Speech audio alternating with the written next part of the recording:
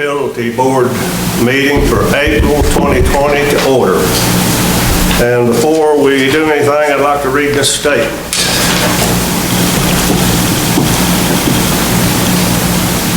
To ensure government operations continue to function openly and transparently during the COVID-19 emergency while taking measures to protect the health and safety of citizens and government officials.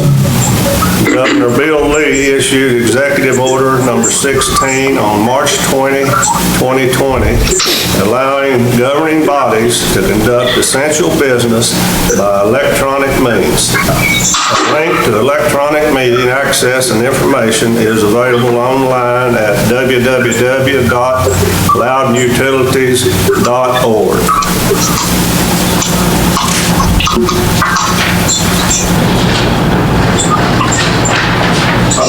I'd like to welcome everybody to our meeting, and if there's anybody that wants to address the board or make some sort of a statement, now would be the time to do that.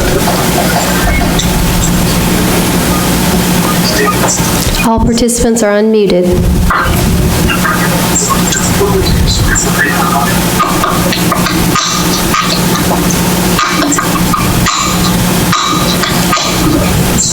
I don't see anything, Chairman. Nobody?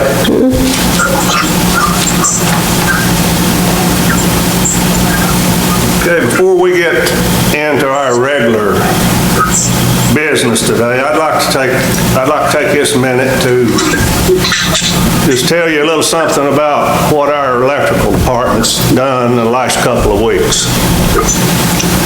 Now, as you are aware, there was a terrible storm came through the Chattanooga, Cleveland area on April the 12th. And this resulted in extreme damage to that area.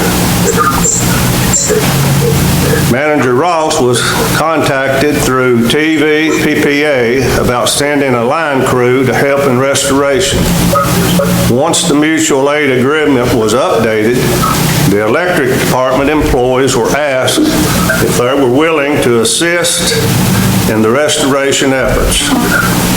Due to the current situation surrounding the COVID-19 pandemic, team members from Team A, who were currently working remotely, were the first to be called upon.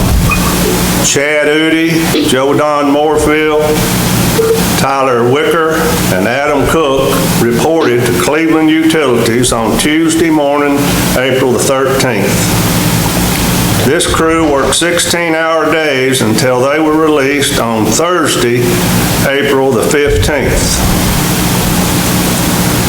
Now, EPB, which is Chattanooga Electric, was still requesting aid. So this crew then reported to Chattanooga, and after working 2 days, the crew headed back to Loudon on Friday night. Saturday morning, employees from Team B headed to Chattanooga to continue the restoration efforts by also working 16 hours each day. This team consisted of Rodney Smallin, Adam Watson, Chasen Curtis, Dalton Giles, and Nick Dixon. The willingness to leave their families and community during these trying times to help neighboring utilities in need reflects just that.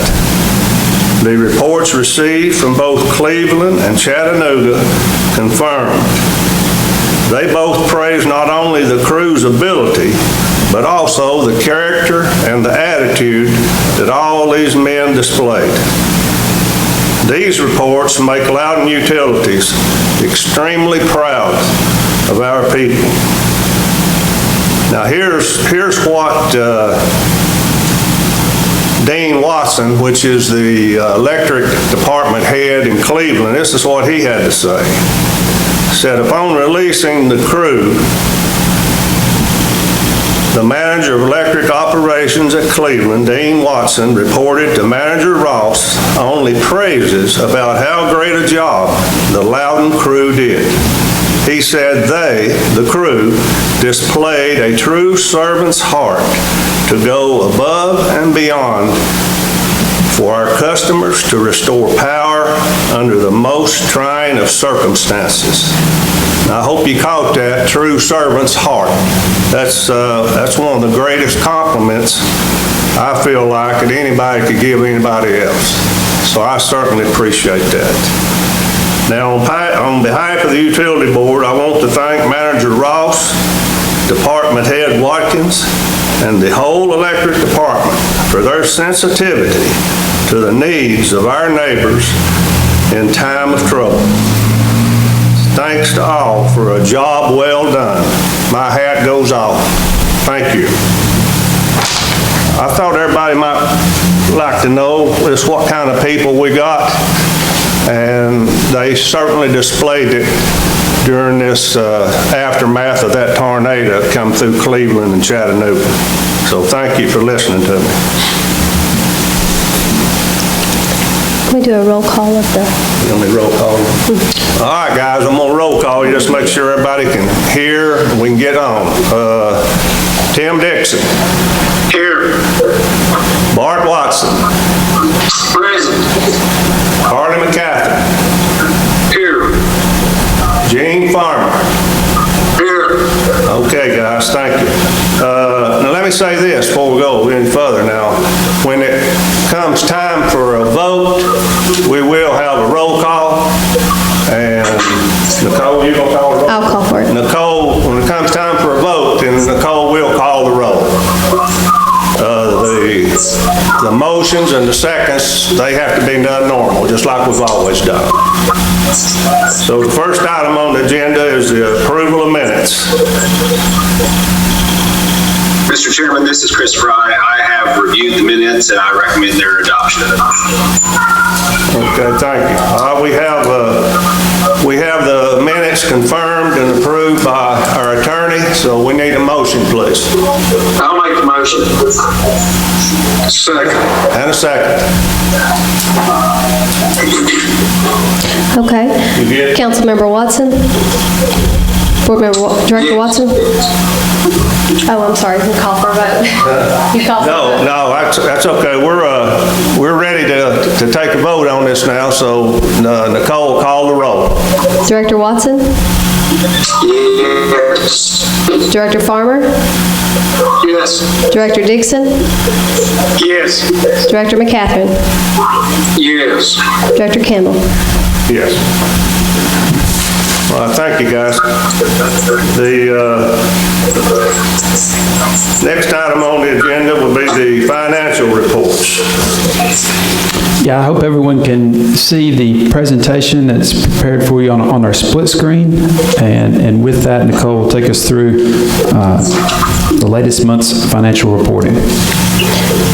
Up for approval are the February financials that were presented at the workshop 2 weeks ago. The details of those financial reports were emailed to you last week. Before I begin, I'll ask if there are any questions or anything I can answer directly regarding the financial reports.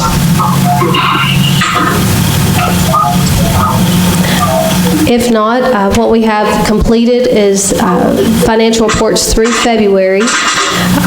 So far, every department, gas, water, sewer, and electric, are on track to meet their budgeted goals for this year.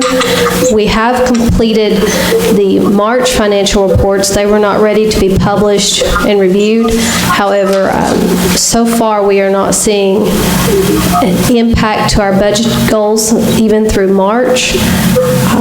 We will get those reports out to you ahead of the May workshop.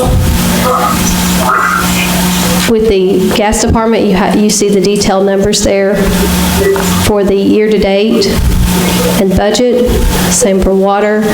Our earnings are $732,000 with a budget goal of $866,000 in net revenue for the year. For the sewer department, we are at $963,000 out of a total of $1.2 million for the year that's budgeted. For the electric department, we are at $868,000 net revenues for the year with the budget of $440,000. Again, we are monitoring our key accounts, their consumption during this time especially, to gauge what impacts there will be on the financials. If there are no other questions, we'll go from there. I need a motion to accept them, please. I'll make the motion. Second. All right, we have a motion and second, and Nicole, call the roll. Director Dixon? Yes. Director McCatherine? Yes. Director Farmer? Yes. Director Watson? Yes. Chairman Campbell? Yes. Thank you, ma'am. The next item is, we need to take action on will be approving the amendment to the Green Power Providers Program agreement with the Tennessee Valley Authority. Yes, this amendment is to our power purchase contract with TVA.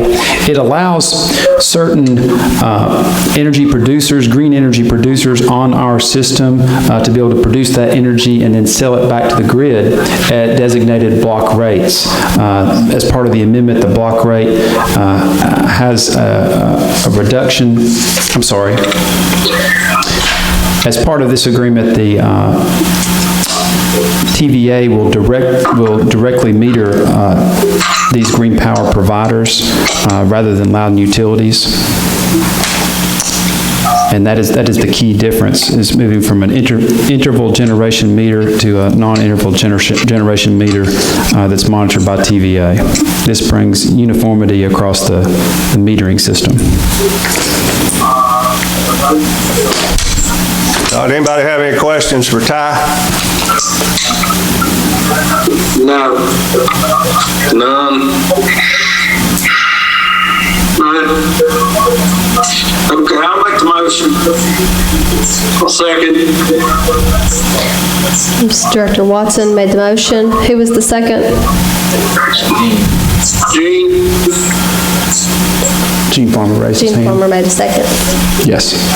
Who did what? Bart Watson made the motion, Gene Farmer made the second. Oh, I'm sorry, I didn't hear it. I thought somebody was trying to ask a question. They went ahead and made the motion. Yeah. They're ready to go on. They've got this. All right, Nicole, call the roll again. Okay, Director Watson? Yes. Director Farmer? Yes. Chairman Campbell? Yes. Director Dixon? Yes. Director McCatherine? Yes. Thank you. Okay, thank you, guys. Next item on the agenda is approving an agreement with TVA to continue participation in the Green Power Switch program. Yes, the Green Power Switch program differs from Green Power Providers in that Green Power Switch is for the consumer or the purchaser of electricity. Those who have the desire to buy solar, to buy wind, to buy hydroelectric green power from TVA can make this preference known through the Green Power Switch program. The product price changes from $4 per block to $2 per block. The block size changes from 150 kilowatt hours to 200 kilowatt hours. And the minimum number of blocks to be purchased is 1 for any participant in any type of rate class. The main thing here is certain consumers on our system have a strong desire, stronger than most, to consume green power, and this enables them to do that. All right, anybody have any discussion about it, or need to ask Ty any questions about it? If not, I'll entertain a motion. I'll make a motion. Second. Have a motion and a second. Motion was by Director Dixon, second was by Director McCatherine. Call for a vote. Yeah, we're waiting on the vote. Roll call. Okay. Director Farmer? Yes. Director Watson? Yes. Director Dixon? Yes. Director McCatherine? Yes. Chairman Campbell? Yes.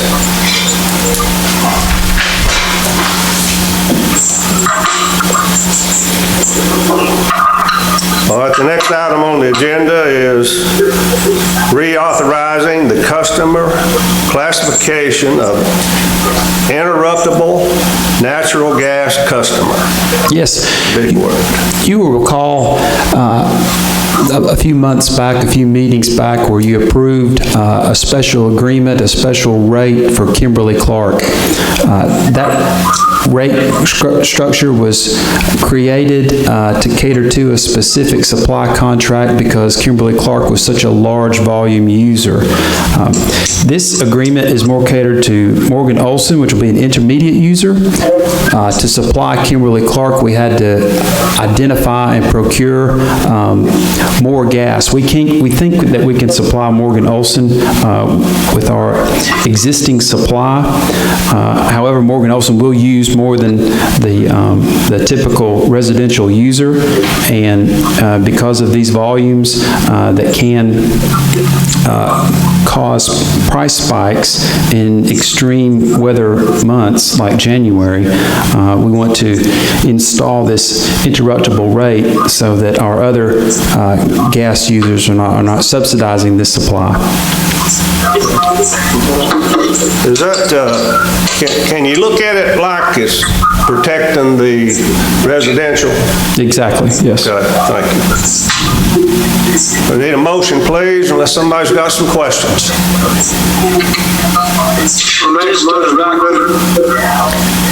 Just one question right quick. How are we establishing the rate on this? What will it be comparable to? The rate they will pay is the same rate they're paying now, unless there's an event of interruption that is declared. Notice will be provided, and then let's just say, for example, that it's a 3-day weather drop below zero in the weather. Market gas prices typically spike during that time period. The spike in prices would be passed along to the consumer that is signed up at an interruptible rate, which in this case would be Morgan Olson. Thank you. Director Farmer, did you have a question? I was making a motion, but I waited. Okay. Sorry, Gene. No, that's fine. Yeah. Proceed. Any more questions? I'll make a motion to move on. Okay, I I'll second. have a motion by Director Farmer and a second by Director Watson. That's what I heard. Yeah. All right. Roll call vote. Okay. Director Farmer? Yes. Director Watson? Yes. Director Dixon? Yes. Director McCatherine?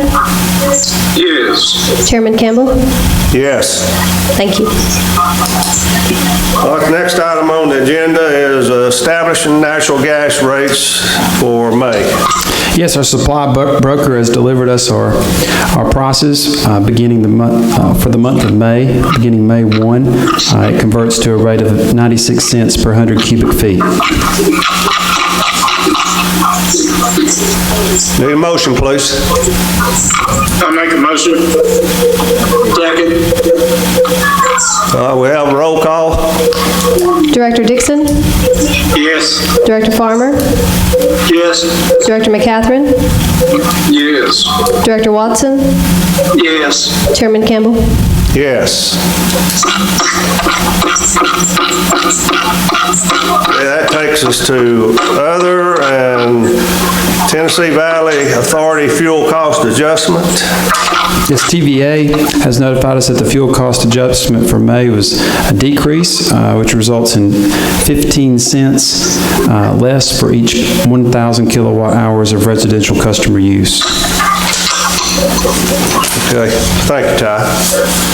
Okay, I'm gonna recess this meeting for a few minutes. You're right. I'm sorry, you're fine. And we're gonna enter into an executive session, so we will be back.